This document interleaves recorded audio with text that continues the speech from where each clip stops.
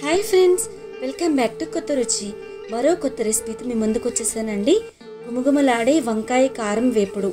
వంకాయ కారం వేపుడు మీరు ఎప్పుడైనా ట్రై చేశారా? ట్రై చేయకపోతే తప్పకుండా ట్రై చేయండి. చాలా స్పెషల్గా ఉంటుంది. చాలా అంటే చాలా బాగుంటుంది. మీరు ఈ వంకాయ కారం వేపుడు ఇలా చేసుకొని మనం సైడ్ డిష్గా తీసుకోవచ్చండి. సాంబార్లోకి, పప్పులోకి, రసంలోకి చాలా అంటే చాలా బాగుంటుంది.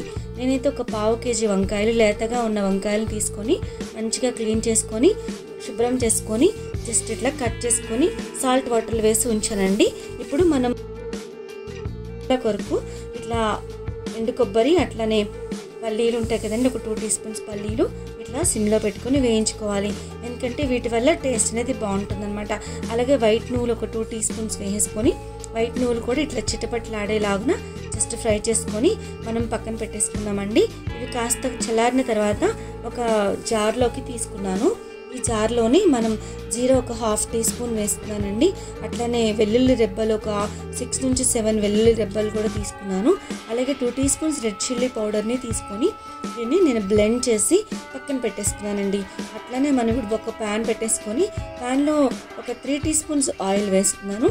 ఆయిల్ బాగా హీట్ అయిన తర్వాత జస్ట్ ఇట్లాగా ఒక 2 ఎండుమిర్చిని వేసుకున్నానండి. చూసారు కదా, ఈ ఎండుమిర్చి చిట్టుపట్లాడిన విధంగా అయిన తర్వాత మరి పచ్చిశనగపప్పు ఒక 1 టీ స్పూన్ వేసుకున్నాను. వీటన్నిటిని జస్ట్ ఇట్లాగా వేయించుకోవాలి. చూసారు కదా, ఆయిల్ హీట్ అయిన తర్వాత జస్ట్ ఇట్లా వేయించుకోవాలి. మనము దీనిలోనే ఒక 1 టీ స్పూన్ జీరా వేస్తున్నానండి. ఈ జీరా కూడా కొంచెం ఇట్లా వేగిన తర్వాత ఒక ఆనియన్ తీసుకున్నానండి. అంటే మీడియం సైజ్ ఆనియన్ తీసుకొని స్ట్రైట్గా కట్ చేసుకొని ఇట్లాగా వేయించుకోవాలి. ఈ ఆనియన్ మంచిగా వేగిన తర్వాత కొంచెం కరివేపాకును కూడా చిన్న చిన్నగా కట్ చేసేసుకొని వేసేసుకున్నానండి. వేసుకొని ముందుగా మనం కట్ చేసి పెట్టుకున్న బ్రింజల్స్ ఉన్నాయి కదా, ఆ బ్రింజల్స్ని కూడా వేసేసుకున్నాను. ఇట్లా బ్రింజల్స్ కూడా వేసి మంచిగా ఆయిల్లో వేయించుకోవాలి. ఆయిల్లోనే మగ్గనివ్వాలి. ఇట్లా ఆయిల్లోనే మగ్గితే మనకి బ్రింజల్స్ మంచిగా మెత్తగా అయిపోతాయి. చాలా బాగుంటుంది అనమాట. చూసారు కదా, ఈ బ్రింజల్స్ తిప్పుకున్న తర్వాత కొంచెం మగ్గిన తర్వాత ఒక 1 టీ స్పూన్ పసుపు వేస్తున్నానండి. పసుపు కూడా వేసేసుకొని మనం మూత పెట్టేసుకున్నాము. ఈ మూత పెట్టేసుకుని ఒక 10 మినిట్స్ మనం ఈ ఆవిరితోనే ఇదంతా మొత్తం కుక్ అయిపోతుందండి. అంటే ఈ ఆవిరితోనే మనకి ఈ బ్రింజల్ పీసెస్ అన్నీ మెత్తగా అయ్యేటట్లు చూసుకోవాలి. ఇప్పుడు మనం కొంచెం సాల్ట్ వేసుకుంటామండి. అంటే రుచికి సరిపడినంత సాల్ట్ దీనిలో వేసుకుంటాము. చూసారు కదా, ఇప్పుడు మనం కొంచెం సాల్ట్ కూడా యాడ్ చేసుకొని మళ్ళీ మనం తిప్పుకుందామండి. బ్రింజల్స్ ఇట్లా వంకాయలు మంచిగా మెత్తగా మగ్గేంత వరకు జస్ట్ మనం వేపుకున్న తర్వాత మనం ముందుగా పౌడర్ చేసి పెట్టుకున్నాం కదండి, కారం పౌడర్, ఇవన్నీ వీటిని కూడా కొంచెం యాడ్ చేసుకోవాలి. ఈ కారము ఇట్లా వీటిలో వేయడం వల్ల చాలా టేస్ట్ అనేది బాగుంటుందండి. ఇది ఒక కొత్త రెసిపీ అనమాట.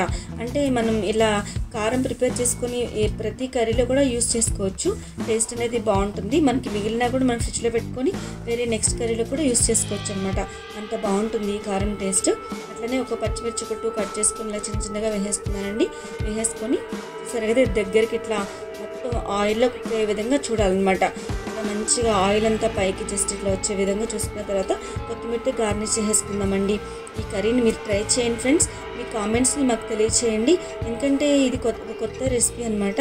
మనం ఇలా ప్రిపేర్ చేసుకోవడం వల్ల కూడా మనకి చాలా బాగుంటుంది. వంకాయ తినని వాళ్ళు కూడా చాలా ఇష్టంగా తినేస్తారు. అంత టేస్టీగా ఉంటుంది. చూసారు కదా ఫ్రెండ్స్,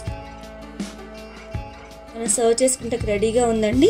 మనకి ఈ కర్రీ ఇట్లా అంటే రైస్లోకి, అట్లా పుల్కాలోకి, చపాతీలోకి, అట్లనే మనకి చాలా అంటే చాలా బాగుంటుంది. మీరు కూడా ట్రై చేయండి ఫ్రెండ్స్. ట్రై చేయకపోతే మీరు ట్రై చేయండి. మీ కామెంట్స్ మాకు తెలియచేయండి. లైక్ చేయండి, షేర్ చేయండి, సబ్స్క్రైబ్ చేసి